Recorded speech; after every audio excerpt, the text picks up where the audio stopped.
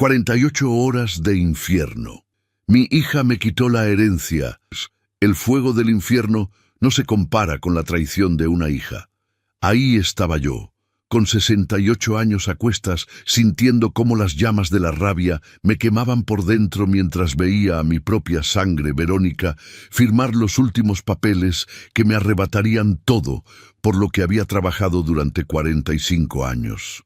El licenciado Mauricio Delgado, ese hombre de traje gris que olía a traición y agua de colonia barata, extendía su mano manchada de tinta hacia mi hija con una sonrisa que me heló la sangre.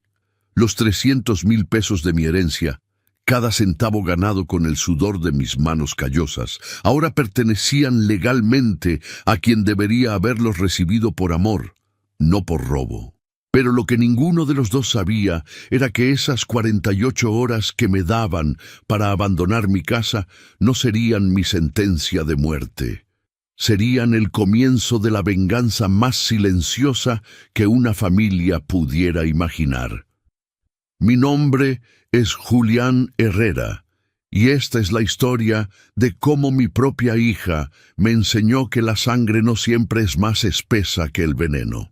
45 años de mi vida se desvanecieron en una firma. Era un martes por la mañana cuando escuché los pasos de Verónica subiendo las escaleras de mi casa en la colonia americana. Esos pasos que antes me llenaban de alegría cuando era niña, ahora resonaban como martillazos en mi pecho. Llevaba 3 meses sin venir a visitarme y yo, como el tonto que fui, pensé que finalmente había recapacitado sobre nuestra última discusión. «Papá, tenemos que hablar», dijo mientras entraba a la sala sin siquiera saludarme. Su voz tenía un tono frío que no reconocí. Detrás de ella venía un hombre delgado, de unos 50 años, con un portafolio de cuero negro y la mirada calculadora de quien ha hecho esto muchas veces antes.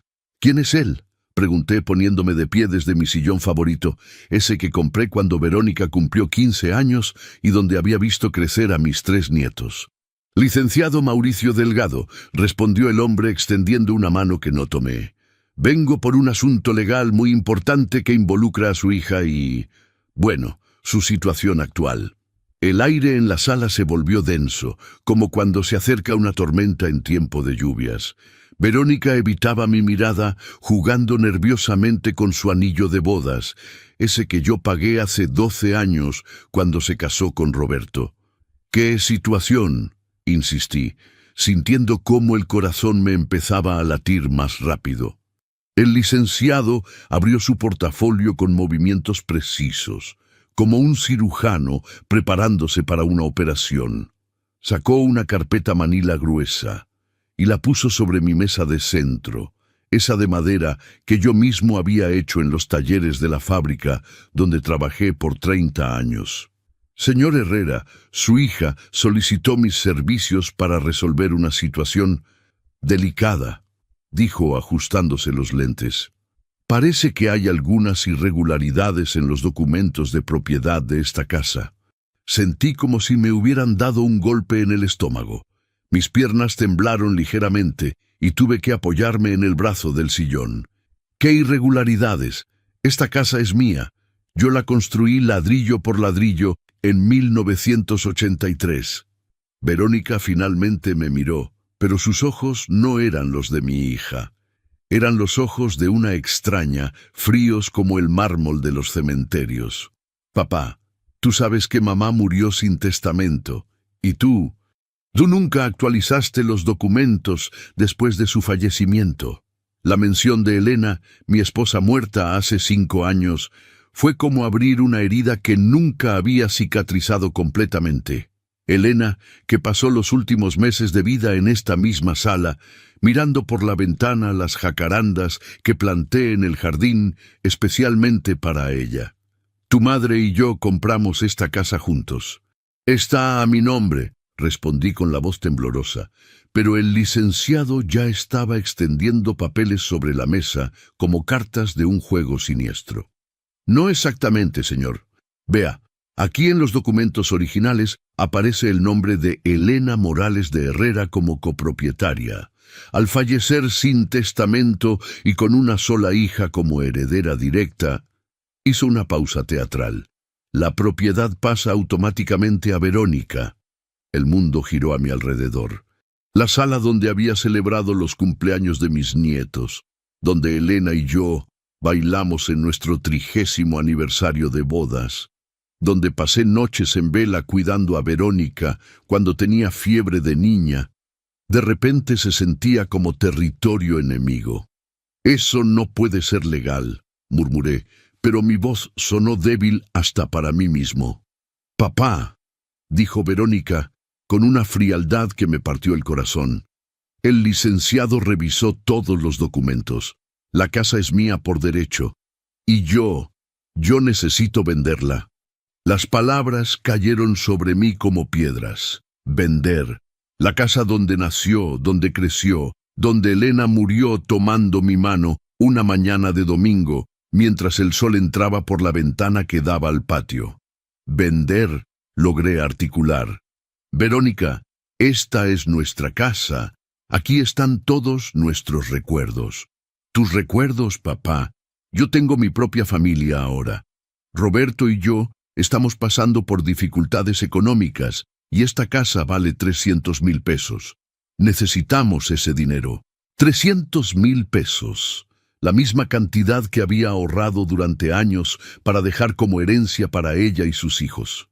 La ironía era tan cruel que me hizo reír, una risa amarga que resonó por la sala como un lamento. «¿Y dónde crees que voy a vivir?», pregunté, aunque parte de mí ya temía la respuesta. El licenciado Delgado se entrometió con la eficiencia de un buitre. «Señor Herrera, mi cliente está siendo generosa. Le está dando 48 horas para recoger sus pertenencias y encontrar un nuevo lugar.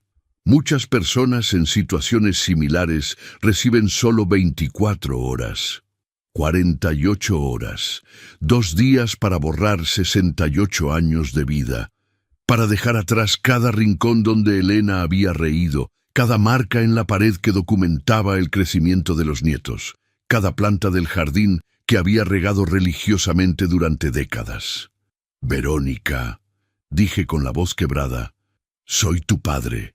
¿Cómo puedes hacerme esto?». Se levantó bruscamente, evitando mi mirada como si fuera un extraño pidiendo limosna en la calle. «Tú no entiendes, papá. Roberto perdió su trabajo hace 6 meses. Tenemos deudas. Los niños necesitan dinero para la escuela. Tú eres solo una persona. Nosotros somos una familia completa». «Yo también soy tu familia», susurré, pero ya estaba caminando hacia la puerta. El licenciado guardó sus papeles con la misma precisión con la que los había sacado, como si fuera solo otro día de trabajo para él. 48 horas, señor Herrera, a partir de ahora. Y así, en un abrir y cerrar de ojos, me convertí en un extraño en mi propia casa. Cuando solo quedaron sus siluetas desapareciendo por la puerta, sentí algo que nunca había experimentado en 68 años de vida. Un odio puro y cristalino corriendo por mis venas como lava volcánica. No era solo rabia por la casa o el dinero. Era el dolor profundo de descubrir que la persona que más habías amado en el mundo es capaz de traicionarte con la frialdad de un verdugo. Pero Verónica había cometido un error. Ella pensaba que conocía a su viejo padre, que yo era solo un señor inofensivo que aceptaría su destino en silencio. Estaba a punto de descubrir cuánto se equivocaba. La traición duele más cuando viene envuelta en palabras de amor. Doña Teresa Morales apareció en mi puerta 30 minutos después de que se fueron, como si hubiera estado esperando el momento preciso. Con sus 72 años y esa intuición que solo tienen las mujeres que han vivido suficiente para reconocer el dolor ajeno, tocó mi puerta con esos golpecitos suaves que me recordaban a Elena. «Don Julián, ¿está usted bien?», preguntó mientras yo abría la puerta. Sus ojos marrones, rodeados de arrugas, que hablaban de décadas de sonrisas sinceras, me miraron con esa preocupación genuina que ya no esperaba encontrar en este mundo. «Pase, doña Teresa», logré decir. aunque mi voz sonaba como la de un hombre que acababa de despertar de una pesadilla y aún no estaba seguro de haber regresado a la realidad. Ella entró lentamente, apoyándose en su bastón de madera tallada, ese que su difunto esposo le había hecho antes de morir. Se sentó en el mismo sillón donde Verónica había estado hace apenas unos minutos, pero el contraste no podría haber sido mayor. Donde mi hija había irradiado frialdad y cálculo, doña Teresa emanaba esa calidez maternal que solo poseen las mujeres que han criado hijos ajenos como propios. «Vi cuando se fueron», dijo sin rodeos. La cara de esa niña no era la de alguien que viene a visitar a su padre con cariño. Me senté frente a ella, sintiéndome más anciano de lo que jamás me había sentido. Las manos me temblaban ligeramente, no de miedo, sino de una rabia contenida que crecía en mi pecho como un tumor maligno. Me quitaron la casa, Teresa. Mi propia hija me quitó la casa. Doña Teresa no se sorprendió. En 60 años de amistad con Elena y conmigo, había visto crecer a Verónica desde que era una niña de coletas que corría por el patio persiguiendo mariposas. También había sido testigo silencioso de cómo mi hija había cambiado con los años, especialmente después de casarse con Roberto. ¿Cómo lo hizo?, preguntó con esa voz suave pero firme que usaba cuando sabía que necesitaba escuchar la verdad completa. Le conté todo. Cada palabra del licenciado, cada mirada fría de Verónica, cada papel que habían extendido sobre mi mesa, como si fuera una autopsia de mi vida. Doña Teresa escuchó en silencio, asintiendo ocasionalmente, sus ojos llenándose gradualmente de una indignación que me consoló más de lo que esperaba. 48 horas, murmuró cuando terminé, como si fueras un inquilino moroso y no el hombre que construyó esa casa con sus propias manos. No sé qué hacer, Teresa, no tengo a dónde ir, mis ahorros, todo lo que tenía pensado dejarle, se lo llevó ella. El dinero que Elena y yo guardamos durante años para los nietos, para que Verónica tuviera una vejez digna. ¿Cuánto era?, preguntó directamente. 300,000 pesos, exactamente lo mismo que dice que vale la casa. La ironía me golpeó de nuevo, como una bofetada que no deja de arder.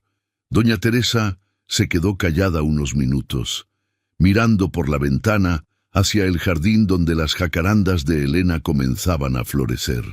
Era abril, y esas flores moradas que mi esposa tanto amaba estaban llenando las ramas como pequeños milagros de primavera. «Don Julián», dijo finalmente, «tengo que decirle algo que tal vez no quiera escuchar». «Dígamelo, ya no puede doler más de lo que ya duele. Esto no es solo por el dinero. Roberto siempre tuvo envidia de usted. Desde que se casó con Verónica, siempre hizo comentarios sobre esta casa, sobre cómo debería ser de ellos algún día. Yo escuchaba cuando venían a visitar a Elena durante su enfermedad. Él calculaba, don Julián, calculaba cuánto valía cada cosa. Sus palabras me cayeron como hielo en las venas. Elena había muerto hace 5 años, y durante esos últimos meses terribles de su lucha contra el cáncer, Verónica y Roberto venían frecuentemente. Yo pensé que era por cariño, por querer acompañar a Elena en sus últimos días. ¿Usted cree que...? Creo que su yerno vio una oportunidad cuando Elena murió sin testamento y ha estado esperando el momento adecuado. Verónica era diferente antes de casarse con él. Usted lo sabe. Tenía razón. Mi hija había sido una mujer trabajadora, empleada de banco durante 15 años, responsable y cariñosa. Pero algo cambió después del matrimonio. Los hijos llegaron pronto. Roberto nunca pudo mantener un trabajo estable, y gradualmente vi cómo la presión económica la fue endureciendo, como el agua que se convierte en hielo. Entonces, ¿qué puedo hacer? ¿Contratar un abogado? No tengo dinero para una batalla legal. Doña Teresa se inclinó hacia adelante, bajando la voz como si alguien pudiera estar escuchándonos. A veces la justicia legal no es la única justicia, don Julián. Usted trabajó en esa fábrica metalúrgica por 30 años. Conoce gente, conoce secretos, y lo más importante, hizo una pausa. Usted conoce a su hija mejor que nadie en este mundo. ¿Qué quiere decir? Quiero decir que Verónica cometió el error más grande de su vida, subestimar a su padre. Ella piensa que usted es solo un viejito indefenso.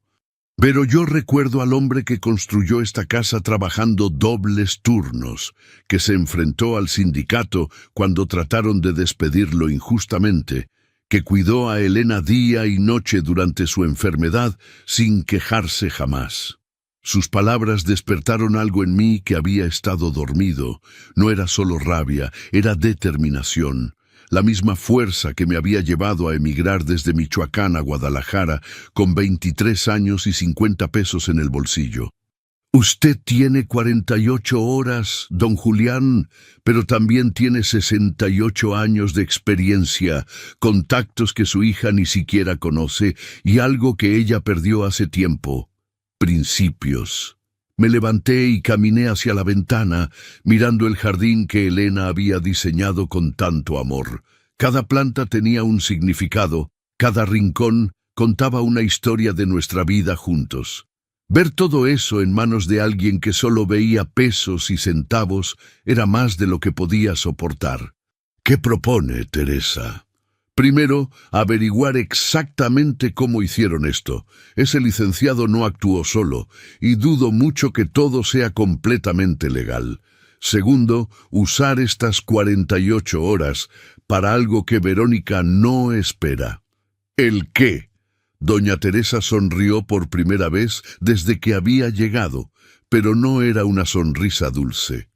Era la sonrisa de una mujer que había sobrevivido a una revolución, criado 6 hijos sola después de enviudar joven, y aprendido que a veces la supervivencia requiere ser más astuto que los lobos.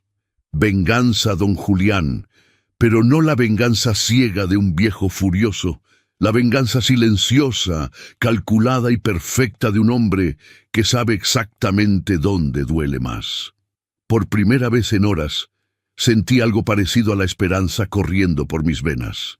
Verónica había jugado su carta creyendo que había ganado la partida, pero se había olvidado de algo fundamental. Yo había sido su maestro en todos los juegos durante los primeros 20 años de su vida, y el alumno estaba a punto de recibir una lección que jamás olvidaría. Los secretos de familia son como bombas de tiempo. Siempre explotan cuando menos te lo esperas. Esa noche no pude dormir. Me quedé despierto en mi cama, mirando el techo que había pintado 3 veces a lo largo de los años, recordando cada momento importante que había vivido en esta casa. Pero por primera vez, en lugar de nostalgia, sentí una claridad fría y calculadora que me sorprendió. A las 5 de la mañana, cuando el sol apenas comenzaba a asomarse entre las jacarandas, tomé una decisión. Tenía exactamente 36 horas restantes y cada minuto contaría.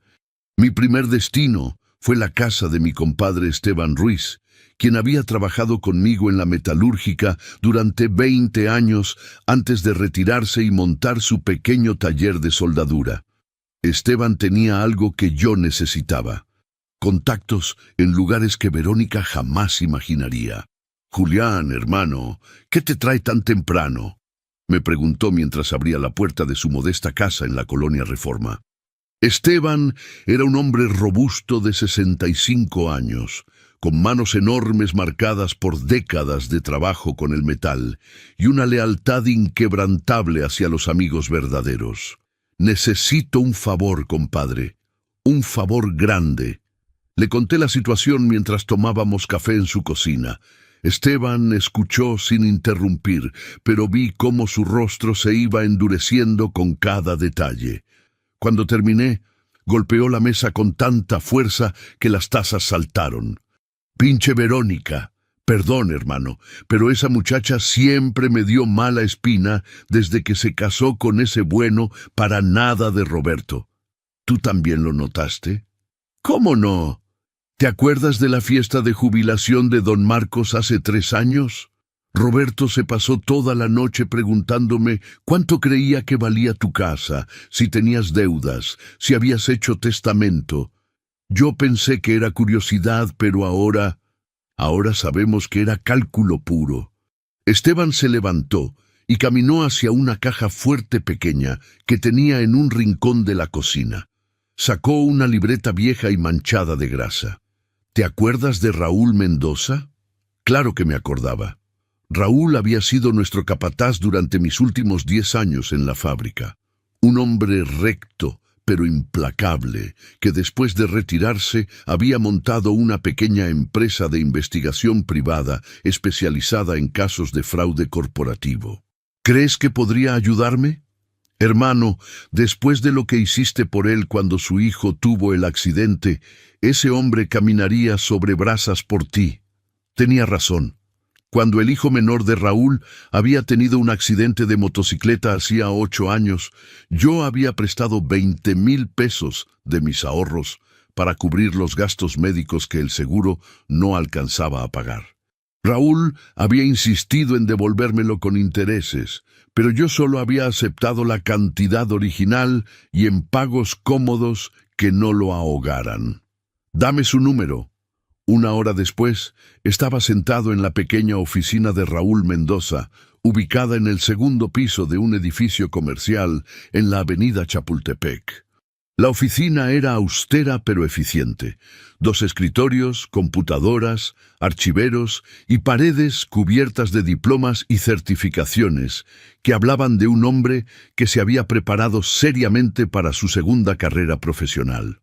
Don Julián, dijo Raúl mientras me servía un vaso de agua, dígame qué necesita y lo haremos. Le expliqué la situación y vi cómo sus ojos se encendían con esa chispa que aparecía cuando olía algo fraudulento. Ese licenciado Mauricio Delgado me permite hacer algunas llamadas. Durante los siguientes 40 minutos, Raúl hizo una serie de llamadas mientras yo esperaba. Hablaba en voz baja, tomaba notas, hacía preguntas específicas. Cuando terminó, tenía una sonrisa grim en el rostro. Don Julián, su instinto no lo engañó. Hay algo muy sucio aquí. ¿Qué encontró? Primero, Mauricio Delgado tiene 3 denuncias por prácticas irregulares en el Colegio de Abogados. 2 fueron desestimadas por falta de pruebas, pero la tercera está activa. Segundo, la firma que aparece en los documentos que le mostraron no existe en el registro mercantil. Sentí cómo la adrenalina empezaba a correr por mis venas. ¿Qué significa eso? Significa que es muy probable que los documentos sean falsificados o, como mínimo, fueron preparados de manera irregular. Pero hay más. Raúl se inclinó hacia adelante.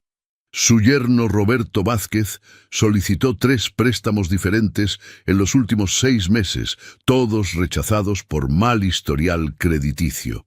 El último fue hace 2 semanas, por exactamente 300,000 pesos. La pieza final del rompecabezas encajó en mi mente como un martillazo. Roberto había planeado esto con meses de anticipación. Había calculado exactamente cuánto necesitaba.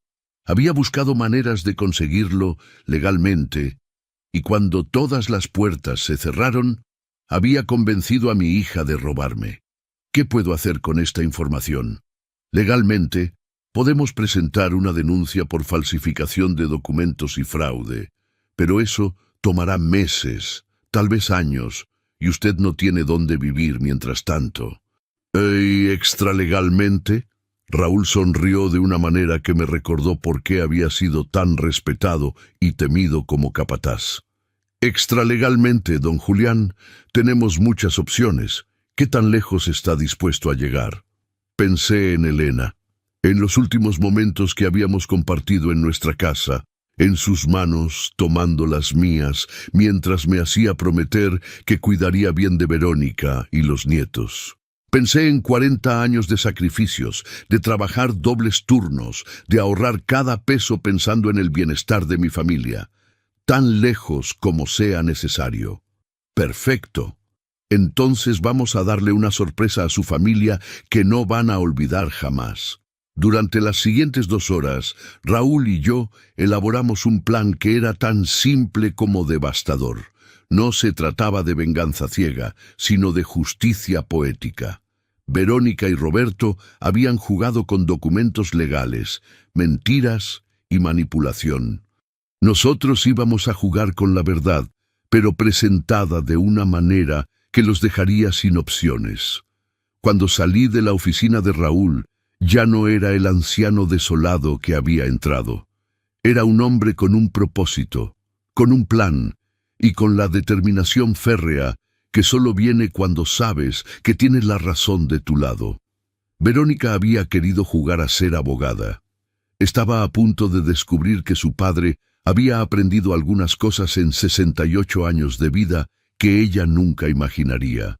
La mejor venganza es la que tu enemigo nunca ve venir. A las 2 de la tarde del segundo día, cuando me quedaban exactamente 6 horas del ultimátum, toqué la puerta de la casa de Verónica en la colonia Providencia. Era una casa bonita, de 2 pisos, con un jardín bien cuidado que hablaba de aspiraciones de clase media alta. También hablaba de gastos que superaban los ingresos de una empleada de banco y un desempleado. Roberto abrió la puerta. Era un hombre de 42 años, delgado, con el cabello engominado hacia atrás y esa sonrisa falsa que reservaba para las ocasiones en que necesitaba aparentar cortesía. Cuando me vio, la sonrisa se hizo aún más artificial. «Don Julián, qué sorpresa. Verónica no está, fue al banco». «Perfecto, quería hablar contigo a solas». Roberto dudó un momento, pero finalmente me hizo pasar. La casa estaba decorada con muebles que yo sabía que costaban más de lo que ellos podían permitirse. Un sofá de cuero italiano, una televisión de pantalla gigante, electrodomésticos de última generación en la cocina que se veía desde la sala. «¿Gusta un café?», me ofreció, pero yo negué con la cabeza. «Roberto, voy a ser directo contigo. Sé lo que hicieron». Su rostro no cambió, pero vi cómo sus manos se tensaron ligeramente. «No sé de qué habla, don Julián. Hablo de los préstamos que solicitaste. Hablo del licenciado Mauricio Delgado y sus antecedentes penales. Hablo de documentos falsificados y de una conspiración para robarme mi casa». Esta vez sí reaccionó. El color se desvaneció de su cara como agua derramándose de un vaso roto. Usted no puede probar nada». «¿Ah, no?». Saqué de mi bolsillo una carpeta delgada que Raúl me había preparado. «Aquí tengo copias de tus solicitudes de crédito, los reportes del buró de crédito y una declaración firmada por un empleado del despacho donde trabaja Delgado, confirmando que los documentos que me mostraron no fueron procesados a través de los canales legales apropiados». Roberto se sentó pesadamente en su sofá de cuero italiano. Por un momento pareció que iba a negarlo todo, pero algo en mi expresión le hizo entender que ya no había vuelta atrás. «Don Julián, usted no entiende la presión en la que hemos estado viviendo. Explícamela. Perdí mi trabajo en enero, no en marzo como le dijimos a Verónica, en enero. Llevamos 8 meses viviendo de las tarjetas de crédito y de préstamos familiares. Los niños necesitan colegiatura, tenemos esta casa que pagar, los gastos médicos de la mamá de Verónica cuando estuvo enferma el año pasado. Los gastos médicos de Elena los pagué yo, todos. 42,000 pesos que saqué de mis ahorros porque ustedes dijeron que no tenían». Roberto se cubrió el rostro con las manos. «Estamos en quiebra, don Julián. Debemos más de 200,000 pesos. Si no conseguíamos el dinero esta semana, íbamos a perder esta casa, mi coche, todo. Y por eso decidieron robarme». «No era robar. La casa legalmente le corresponde a Verónica. Usted mismo lo dijo siempre. Todo lo que tenía era para ella. Para cuando me muriera, Roberto. No para que me echaran a la calle como a un perro sarnoso». Se hizo un silencio tenso. Roberto se veía como un hombre que había tocado fondo y sabía que no había manera de salir del hoyo que él mismo había cavado. «¿Qué quiere de mí?», preguntó finalmente. «Quiero que me digas la verdad, toda la verdad. ¿Cuándo comenzaste a planear esto?». Roberto suspiró profundamente, como un hombre confesándose antes de su ejecución. «Cuando Elena murió, Verónica estaba destrozada y yo comencé a investigar sobre herencias. Descubrí que Elena había muerto sin testamento y que técnicamente la mitad de todo les correspondía a ustedes dos. Debería ir a Verónica. Pero usted seguía viviendo en la casa, usando el dinero, como si nada hubiera cambiado. Porque Elena me dijo en su lecho de muerte que cuidara de Verónica y los niños. Yo pensé que eso significaba mantener intacto su patrimonio hasta el momento apropiado. Usted tiene 68 años, don Julián. ¿Cuál sería el momento apropiado? ¿Cuando cumpliera 80, 90? Mientras tanto, nosotros nos hundíamos en deudas. La lógica retorcida de Roberto me llenó de una rabia fría. Había convertido mi longevidad en un problema, mi cuidado del patrimonio familiar en egoísmo, mi amor por mi hija en un obstáculo para sus planes. Entonces, ¿qué hiciste? Busqué maneras de acelerar el proceso. Contacté a Delgado hace 4 meses. Él me explicó que podíamos usar ciertas lagunas legales para forzar una transferencia de propiedad. Lagunas legales o documentos falsificados. Roberto no respondió, pero su silencio fue confesión suficiente. ¿Y Verónica? ¿Ella sabía que los documentos eran fraudulentos? Ella no quería saber los detalles, solo quería una solución. En ese momento escuché la llave en la cerradura. Verónica estaba llegando. Roberto se tensó como un animal atrapado, pero yo me mantuve calmado. Esta era la conversación que había estado esperando durante 2 días. «Roberto, ¿de quién es ese coche en la entrada?», gritó Verónica desde la puerta de entrada. «Tu papá está aquí», respondió Roberto con voz temblorosa. Los pasos de Verónica se detuvieron. Luego los escuché acercándose lentamente a la sala, como si fuera consciente de que algo había cambiado fundamentalmente en las últimas horas.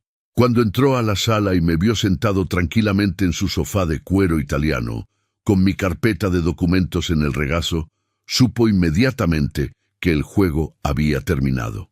«Papá», dijo con una voz que trataba de sonar casual pero que traicionaba su nerviosismo. «¿Qué haces aquí? Se supone que deberías estar empacando». «Ya empaqué, hija, pero antes de irme quería tener una conversación familiar». Verónica miró a Roberto, que tenía la mirada clavada en el suelo, y luego volvió a mirarme. En sus ojos vi el momento exacto en que se dio cuenta de que todo su plan, cuidadosamente elaborado, se estaba desmoronando como un castillo de naipes. «¿De qué quieres hablar?» «De la verdad, Verónica. Algo de lo que parece que nos hemos alejado mucho en esta familia. Lo que ninguno de los dos sabía era que esta conversación no era el final de mi plan, era apenas el comienzo. Cuando juegas con fuego, espera quemarte las manos.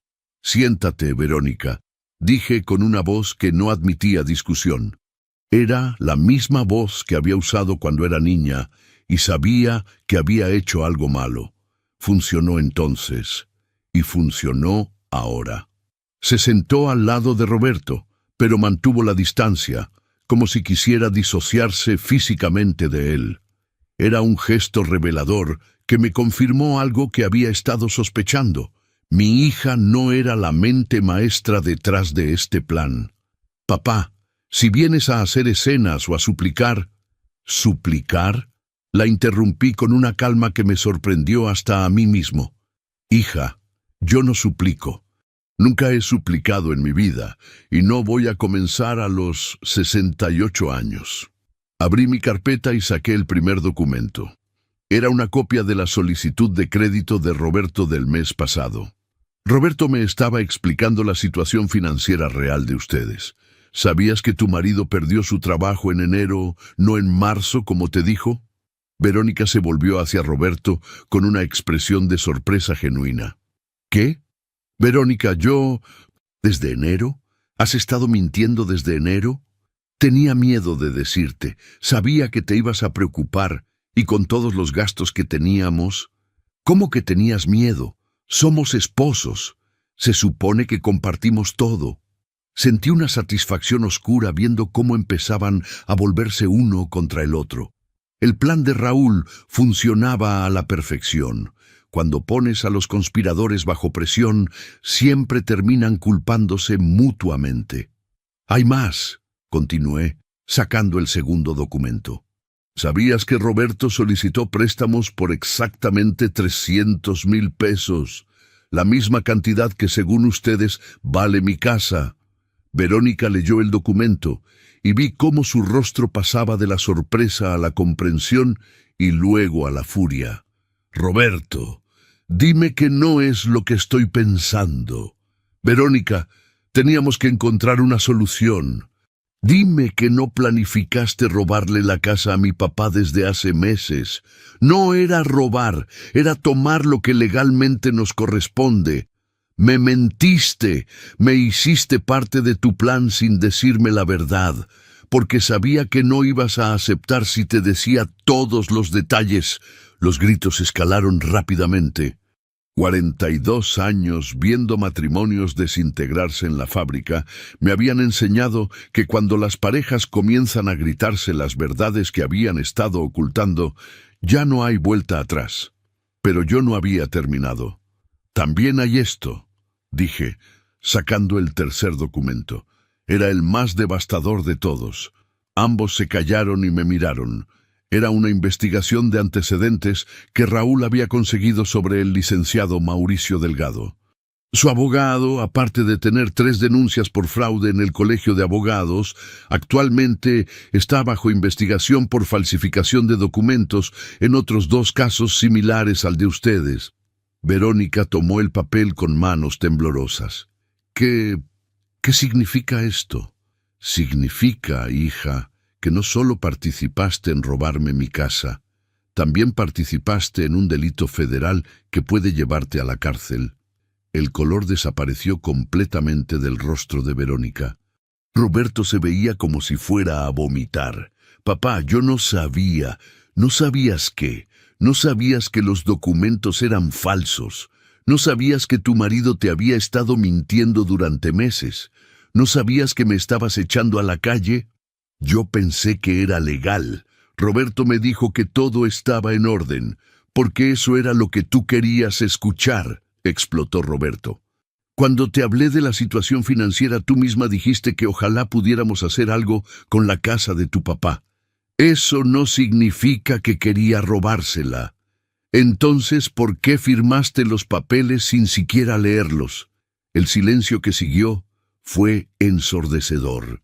En ese momento, Verónica se dio cuenta de que había quedado atrapada en su propia ignorancia deliberada. Había elegido no hacer preguntas porque no quería conocer las respuestas. Muy bien, dije finalmente, levantándome del sofá. Creo que ya escuché todo lo que necesitaba escuchar. ¿Qué vas a hacer, papá?, preguntó Verónica con voz pequeña. Tengo varias opciones. Puedo ir directamente a la policía con esta información. Puedo presentar una demanda civil por fraude. Puedo hacer que tanto Roberto como el licenciado Delgado enfrenten cargos criminales. Por favor, papá, piensa en los niños. Si Roberto va a la cárcel. Ahora te preocupas por los niños. Cuando me echaste de mi casa, pensaste en que esos niños iban a perder a su abuelo. Verónica comenzó a llorar. No eran lágrimas de arrepentimiento genuino, sino de autocompasión. Las lágrimas de alguien que finalmente se da cuenta de las consecuencias de sus acciones. ¿Qué quieres que hagamos?, preguntó Roberto. Quiero varias cosas. Primero, quiero que la escritura de mi casa sea devuelta a mi nombre inmediatamente, con todos los gastos pagados por ustedes. Segundo, quiero que Roberto se presente mañana en la oficina del licenciado Delgado y grabe una confesión completa de toda esta conspiración. ¿Una confesión? ¿Para qué? Para mi seguridad. Si alguna vez tratan de hacer algo similar otra vez, esa confesión va directamente a la policía. Roberto se veía derrotado, pero asintió. ¿Y después?, preguntó Verónica.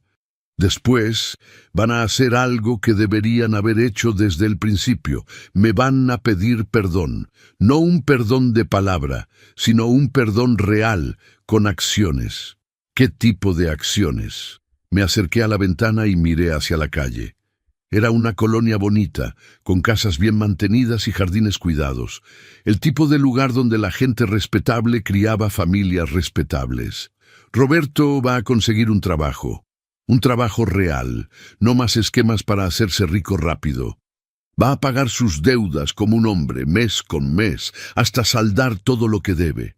Pero sin la casa, ¿cómo vamos a...? Eso no es mi problema. Tendrán que vender esta casa, mudarse a algo más modesto, cambiar a los niños de escuela si es necesario. Van a aprender a vivir según sus medios reales, no según sus fantasías. ¿Y si hacemos todo eso?, preguntó Verónica. Si hacen todo eso, y si puedo ver durante un año completo que han cambiado realmente, entonces hablaremos de herencias otra vez. Pero esta vez será en mis términos cuando yo decida y con la certeza de que van a valorar lo que reciban. ¿Un año?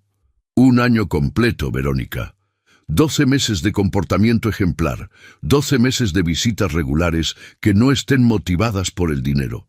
12 meses de ser la hija que Elena esperaba que fueras. La mención de su madre la quebró completamente. Las lágrimas ahora sí parecían genuinas. Papá, lo siento mucho. Lo sé, hija. Pero el arrepentimiento sin acciones no significa nada. Me dirigí hacia la puerta, pero antes de salir me volví una última vez. Tienen hasta mañana al mediodía para confirmarme que van a cumplir con todo lo que hemos hablado. Si no, esta carpeta va directamente a la fiscalía. Salí de esa casa con una sensación extraña. No era felicidad exactamente, pero tampoco era la amargura que había sentido 2 días antes. Era algo más parecido a justicia. Pero mi plan aún no había terminado.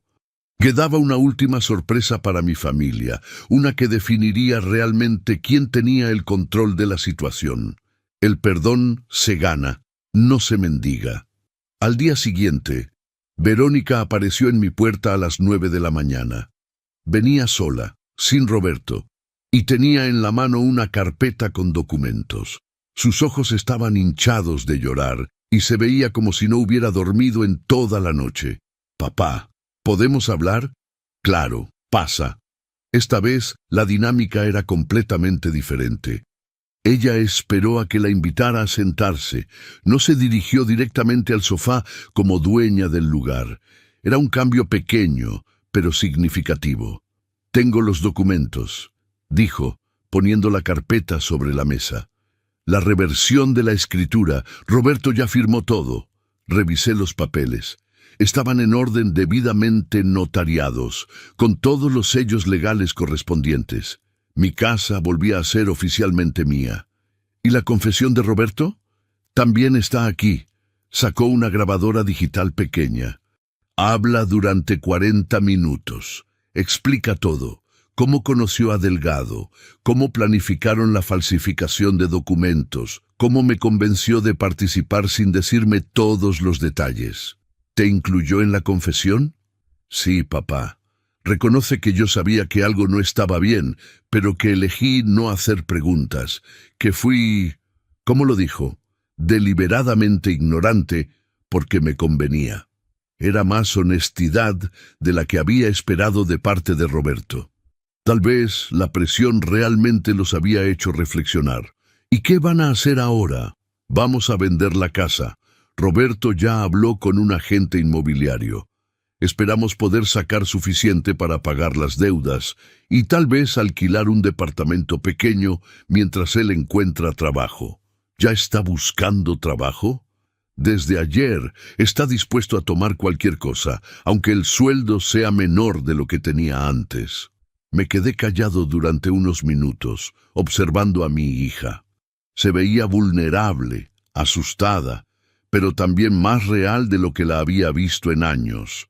La arrogancia había desaparecido, reemplazada por algo parecido a la humildad. Verónica, tengo que preguntarte algo, y quiero que seas completamente honesta conmigo. Lo que quieras, papá. Si yo hubiera muerto hace 6 meses, antes de que descubriera todo esto, ¿habrías sentido remordimiento? La pregunta la tomó por sorpresa. Se quedó callada durante un largo rato, como si realmente estuviera considerando la respuesta en lugar de dar una respuesta automática. Creo que me habría convencido de que había hecho lo correcto, que habías tenido una buena vida, que los niños necesitaban el dinero más que tú, que era lo que mamá habría querido. ¿Y ahora? Ahora me doy cuenta de que habría estado mintiendo. A ti, a mí misma, a mis hijos, porque la verdad es que lo que hice fue por conveniencia, no por amor. Era la respuesta más honesta que había recibido en años. ¿Sabes qué es lo que más me dolió de todo esto, Verónica? ¿Qué? No fue perder la casa, no fue el dinero. Fue descubrir que la hija que Elena y yo criamos, la niña que cargué en mis hombros durante sus primeros años, la joven que acompañé al altar el día de su boda, era capaz de verme como un obstáculo en lugar de como su padre. Verónica comenzó a llorar de nuevo, pero esta vez fueron lágrimas diferentes. Lágrimas de comprensión real. ¿Cómo puedo arreglarlo, papá? ¿Cómo puedo volver a ser tu hija? Con tiempo, mija, con mucho tiempo y mucha paciencia. En ese momento sonó el timbre. Doña Teresa apareció en la puerta, cargando una charola con café y pan dulce. Disculpen la interrupción, pero pensé que podrían necesitar un poco de sustento para esta conversación. Verónica se tensó al ver a doña Teresa. Sabía que la vecina había sido testigo de toda la situación y probablemente se sentía juzgada. «Buenos días, doña Teresa», dijo Verónica con voz pequeña. «Buenos días, niña», respondió doña Teresa con una frialdad cortés que no pasó inadvertida. Mientras doña Teresa servía el café, aproveché para observar la interacción entre las dos mujeres. Verónica estaba claramente incómoda, pero no mostró resentimiento. Era otra señal de que tal vez su arrepentimiento era genuino. «Doña Teresa», dijo Verónica finalmente, «quiero pedirle una disculpa». «¿A mí? ¿Por qué?» «Por haberla puesto en la posición de tener que ver cómo trataba mal a mi papá. Sé que usted fue como una hermana para mi mamá y que me vio crecer. Lo que hice fue imperdonable». Doña Teresa la estudió durante un momento, como si estuviera evaluando la sinceridad de las palabras. «Niña, a mí no me debes disculpas, se las debes a tu papá, a tus hijos y sobre todo a ti misma. Pero me da gusto ver que estás empezando a entender la gravedad de lo que hiciste. ¿Usted cree que pueda perdonarme algún día? El perdón no se mendiga, Verónica, se gana, y eso va a tomar tiempo». Después de que doña Teresa se fue, Verónica y yo nos quedamos solos otra vez. El silencio no era incómodo esta vez, era reflexivo. «Papá», dijo finalmente, «quiero que sepas que voy a cumplir todo lo que acordamos, y no porque tenga miedo de ir a la cárcel, sino porque quiero recuperar a mi papá». «Eso espero, mija. ¿Puedo traer a los niños a visitarte mañana? Hace mucho que no ven a su abuelo y creo que necesitan entender lo que pasó. Obviamente no todos los detalles, pero sí que cometimos un error muy grande. Era una propuesta que no había esperado. ¿Qué les vas a decir? La verdad adaptada para su edad, que papá y mamá tomaron decisiones muy malas, que lastimamos al abuelo y que vamos a trabajar muy duro para arreglarlo. Y si me preguntan por qué no he ido a visitarlos últimamente, les diré que su abuelo necesitaba un tiempo para pensar y que nosotros necesitábamos aprender a ser mejores personas. Asentí. Mis nietos no tenían culpa de las acciones de sus padres y extrañaba verlos. Está bien, pero Verónica... Sí, nada de regalos caros. Nada de intentar compensar con cosas materiales. Solo una visita normal, como las que solían hacer cuando Elena estaba viva. Por supuesto, papá. Los nietos no heredan solo dinero, heredan ejemplos. El domingo por la tarde, Verónica trajo a mis 3 nietos. Carlos de 12 años, Ana de 10 y Miguel de 8. Hacía 4 meses que no los veía, y me impresionó ver cuánto habían crecido en tan poco tiempo. Carlos, el mayor, se veía incómodo, como si supiera que algo importante había pasado, pero no entendiera exactamente qué. Ana y Miguel corrieron hacia mí con la naturalidad de siempre, pero noté que Verónica les había hablado porque sus abrazos fueron más largos y más intensos de lo usual. «Abuelo, ¿por qué no habías ido a visitarnos?», preguntó Ana mientras se acurrucaba en mi regazo. «Porque el abuelo y sus papás tuvieron algunas diferencias que necesitábamos resolver», respondí mirando a Verónica de reojo. «¿Diferencias como cuando Miguel y yo peleamos por los videojuegos?», preguntó Carlos. «Algo así, pero entre adultos las diferencias son más complicadas». «¿Ya se arreglaron?», preguntó Miguel. «Estamos trabajando en ello», respondió Verónica. «Pero va a tomar tiempo». Pasamos la tarde jugando en el jardín, como solíamos hacer cuando Elena estaba viva. Carlos me ayudó a podar las jacarandas. Ana me hizo preguntas sobre las plantas que Elena había sembrado. Y Miguel se dedicó a perseguir las mariposas que siempre visitaban nuestro jardín. Era una tarde perfecta, excepto por la tristeza subyacente de saber que estos momentos habían estado a punto de perderse para siempre. Cuando estábamos cenando en el patio, Carlos me hizo una pregunta que me tomó por sorpresa. «Abuelo, ¿es cierto que vamos a tener que cambiar de casa?». Verónica se tensó, pero no intervino. «Sí, Carlos. Sus papás van a vender su casa actual y mudarse a una más pequeña». «¿Por qué?». «Porque a veces los adultos toman decisiones que tienen consecuencias, y esas consecuencias requieren hacer cambios». «¿Fuimos nosotros? ¿Hicimos algo malo?», preguntó Ana con preocupación. «No, mi amor. Ustedes no hicieron nada malo. Esto es algo entre adultos». «¿Pero todavía vamos a poder visitarte?», preguntó Miguel. «Por supuesto. Esta siempre va a ser la casa de su abuelo, y ustedes siempre van a ser bienvenidos aquí». Verónica me miró con gratitud. Se dio cuenta de que pude haber usado ese momento para envenenar a los niños contra ella, pero elegí no hacerlo. Después de la cena, mientras los niños jugaban en la sala, Verónica y yo nos quedamos en el patio. «Gracias», me dijo. «¿Por qué?». «Por no usar a los niños para castigarme. Habrías tenido todo el derecho de hacerlo. Los nietos no son armas, Verónica. Son el futuro de nuestra familia. Lo que ellos aprendan de esta situación va a definir qué tipo de adultos van a ser». «¿Qué quieres que aprendan?». «Quiero que aprendan que las acciones tienen consecuencias, pero también que los errores se pueden corregir si hay voluntad genuina de cambiar. Quiero que vean que su mamá cometió errores, pero que está trabajando para arreglarlos». «¿Y qué quieres que aprendan de ti?». Era una pregunta profunda que me hizo reflexionar. «Quiero que aprendan que defender lo que es correcto a veces requiere ser fuerte, pero que la fortaleza real viene de saber cuándo mostrar misericordia». «¿Les vas a contar algún día toda la verdad?». «Cuando sean mayores, cuando puedan entender las complejidades de las relaciones adultas, sí, pero les voy a contar toda la verdad, lo que ustedes hicieron mal, pero también cómo trabajaron para arreglarlo». Esa noche, después de que se fueron, llamé a Raúl Mendoza. «Don Julián, ¿cómo está? ¿Cómo salió todo?». «Mejor de lo que esperaba, Raúl. Verónica cumplió con todo lo que pedimos». «¿Y usted cómo se siente?». «Como un hombre que acaba de ganar una batalla muy triste». «Triste». «Porque nunca debería haber sido necesario luchar esta batalla. Porque significa que fallé como padre en algún momento». «Don Julián, con todo respeto, usted no falló como padre.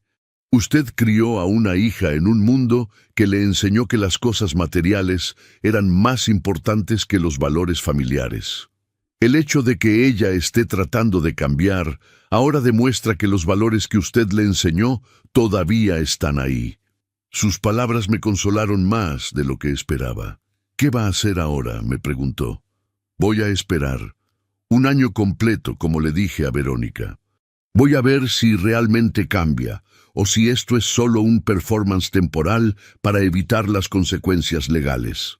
¿Y si cambia realmente? Si cambia realmente, entonces habré recuperado a mi hija, y eso valdría más que cualquier casa o cualquier cantidad de dinero. ¿Y si no cambia? Si no cambia, entonces al menos sabré que hice todo lo posible, y podré tomar decisiones definitivas sin dudas ni remordimientos. Después de colgar, me senté en mi sillón favorito, el mismo donde todo había comenzado 5 días atrás. La casa estaba silenciosa, pero no se sentía vacía. Se sentía como un hogar otra vez. Miré hacia la mesa donde el licenciado Delgado había extendido sus documentos fraudulentos, donde mi mundo se había desmoronado en cuestión de minutos. Ahora, esa misma mesa tenía las escrituras legítimas que confirmaban que yo era el dueño de mi propia vida otra vez. Pero más que eso, tenía algo que había perdido durante esos días terribles: esperanza.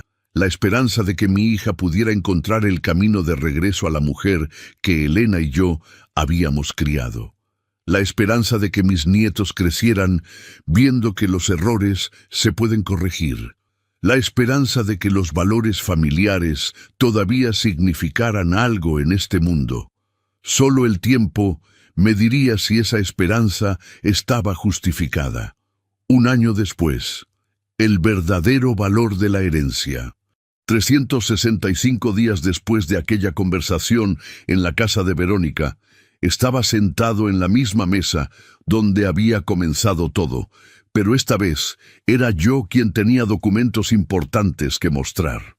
Verónica y Roberto llegaron puntuales a las 2 de la tarde, como habían hecho religiosamente cada domingo durante los últimos 12 meses. Pero esta vez era diferente. Era el domingo que marcaría si nuestra familia había sanado realmente o si todo había sido una actuación elaborada. Los cambios en ellos eran evidentes.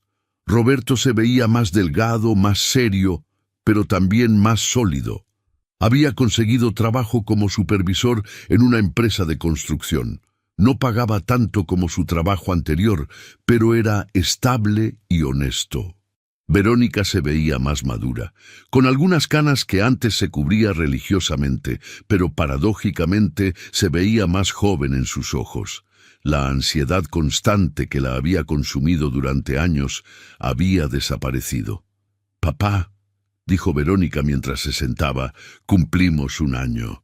«Sí, lo cumplieron». Durante esos 12 meses los había observado cuidadosamente. Habían vendido su casa grande y se habían mudado a un departamento modesto en la colonia del Valle.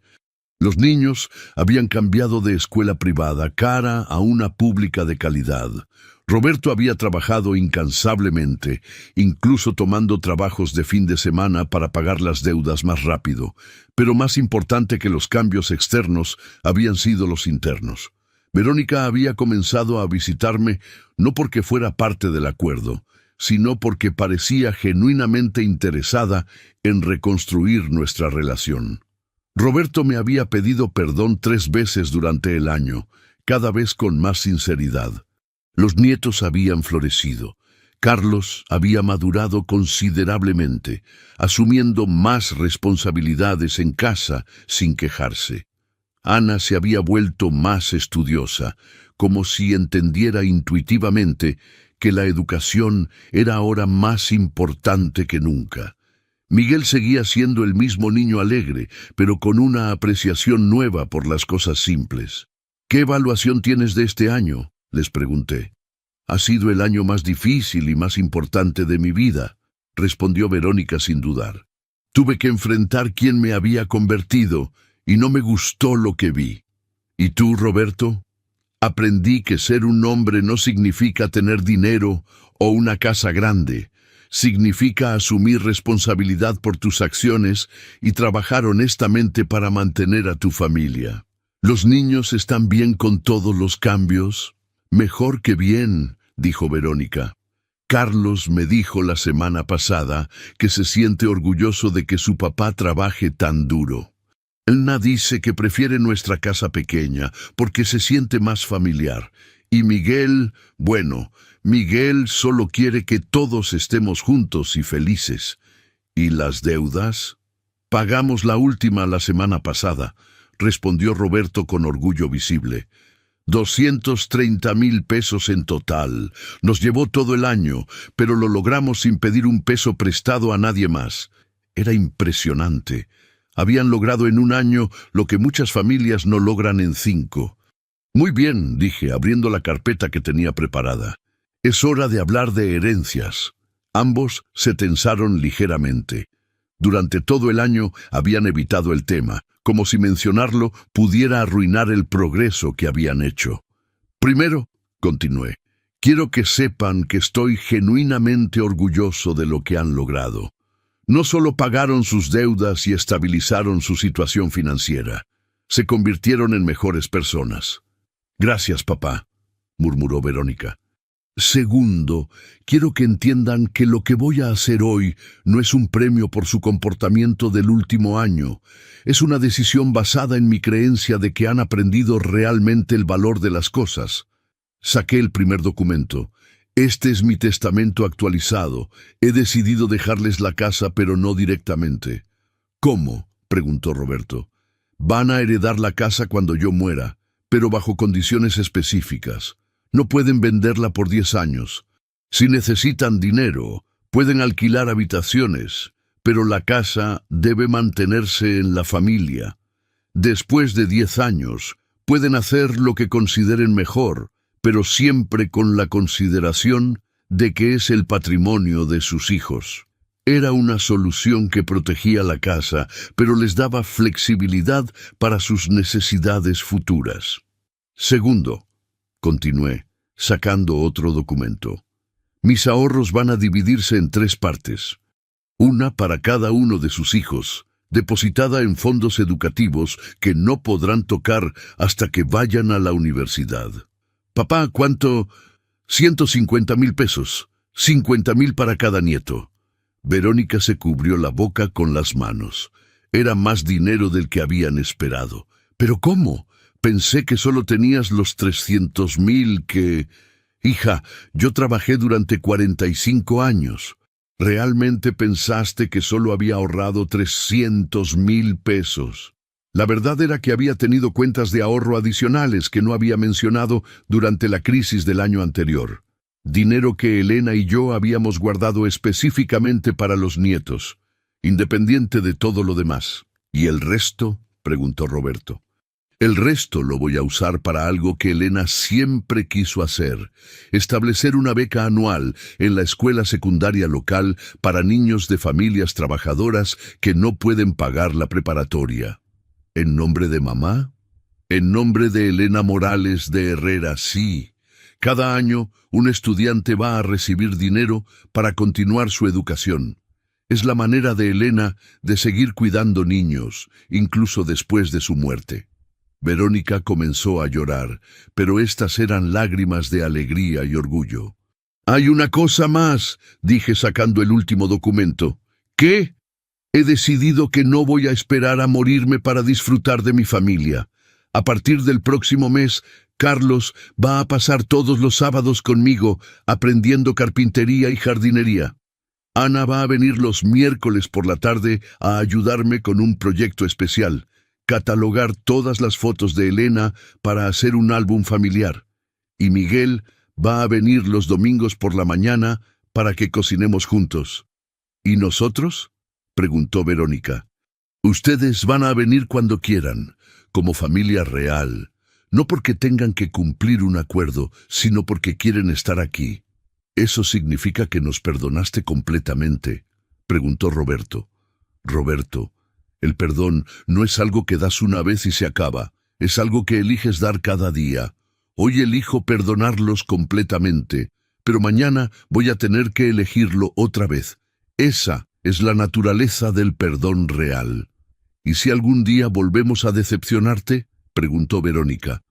Entonces enfrentaremos esa situación cuando llegue, pero voy a entrar en el futuro con esperanza, no con miedo. Nos quedamos callados durante unos minutos, procesando todo lo que había pasado en los últimos 13 meses. Desde el momento en que el licenciado Delgado había puesto sus documentos fraudulentos en mi mesa, hasta este momento de reconciliación completa. ¿Sabes qué es lo más extraño de todo esto?, dijo Verónica finalmente. ¿Qué? Que somos más felices ahora, con menos dinero y menos cosas de lo que éramos antes cuando creíamos que necesitábamos más. ¿Por qué crees que es así? Porque ahora sabemos lo que realmente vale la pena. Y no son las casas grandes o los coches caros. Es poder mirarnos en el espejo sin vergüenza y saber que nuestros hijos pueden estar orgullosos de nosotros. Roberto asintió. Don Julián, quiero que sepa que aunque usted no nos hubiera perdonado, aunque no nos hubiera dejado nada en herencia, este año valió la pena solo por haber recuperado mi dignidad. Eran las palabras más maduras que había escuchado de Roberto en todos los años que lo conocía. Hay algo que quiero decirles a los dos, dije levantándome de mi silla. ¿Qué? Elena estaría orgullosa. Orgullosa de que ustedes hayan encontrado la fuerza para cambiar. Orgullosa de que yo haya encontrado la sabiduría para darles esa oportunidad. Y orgullosa de que nuestra familia haya sobrevivido a esta prueba. ¿Cómo puedes estar tan seguro?, preguntó Verónica. Porque anoche soñé con ella. Estaba sentada en su silla favorita del jardín, sonriendo mientras veía jugar a los nietos. Y cuando me desperté, supe que todo había salido como ella habría esperado. Nos abrazamos los tres, un abrazo largo que borraba definitivamente el dolor de los últimos meses. Cuando nos separamos, me di cuenta de que algo había cambiado fundamentalmente en la dinámica de nuestra familia. Ya no era el patriarca autoritario protegiendo sus posesiones. Era simplemente un abuelo que había logrado enseñar una lección crucial sobre valores familiares sin destruir la familia en el proceso. ¿Qué hacemos ahora?, preguntó Verónica. Ahora vamos al jardín a ver las jacarandas de Elena. Están floreciendo otra vez, y creo que ella querría que disfrutáramos de su belleza juntos. Mientras caminábamos hacia el jardín, con el sol de la tarde filtrándose entre las flores moradas que Elena había plantado con tanto amor, supe que había tomado todas las decisiones correctas. La herencia más valiosa que podía dejarle a mi familia no era dinero ni propiedades. Era el conocimiento de que el amor verdadero a veces requiere ser fuerte, que los errores se pueden corregir con esfuerzo genuino, y que una familia que sobrevive a la traición y encuentra el camino de regreso al amor es más fuerte que una familia que nunca ha sido probada. Las 48 horas de infierno habían terminado. Lo que quedaba era el resto de nuestras vidas para construir algo mejor sobre los cimientos que habían sido puestos a prueba, pero no destruidos. Mi nombre es Julián Herrera, y al final de esta historia quiero preguntarte algo. ¿Qué harías si tu propio hijo te traicionara por dinero? Yo viví 48 horas de infierno, pero descubrí que a veces el amor más profundo requiere ser fuerte. Aprendí que perdonar no significa permitir que te pisoteen y que la verdadera herencia no son los 300,000 pesos que casi pierdo, sino los valores que logré transmitir cuando más importaba. Durante un año entero vi cómo mi hija y mi yerno lucharon por recuperar su dignidad. Al final, nuestra familia emergió más fuerte, pero solo porque tuve el valor de enfrentar la traición con justicia, no con venganza ciega.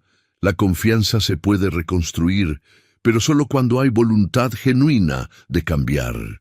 Si mi historia te hizo reflexionar sobre tus propias relaciones familiares, suscríbete al canal y activa las notificaciones para más historias que te harán valorar los lazos que realmente importan.